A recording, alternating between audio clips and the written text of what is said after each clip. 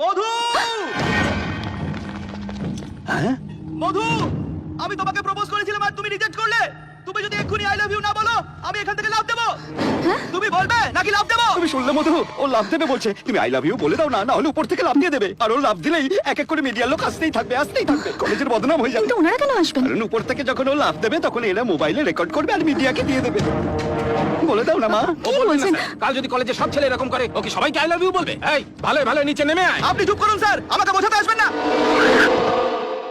মধু আমার থেকে ভালো ছেলে পাবে না। আই লাভ ইউ বললে আমি নিচে নেমে আসবো, না হলে সোজা উপরে যাব। ওই দেখ, তোর চেয়েও বড় পাগল এখানে দাঁড়িয়ে আছে। আমার চেয়ে বড় পাগল আর কেউ নেই। মধু, এত ভেবো না, বলে দাও। তাড়াতাড়ি বলো মা, না হলে ও লাভ দিয়ে দেবে। তুমি বলবে নাকি আমি বলবো? মধু,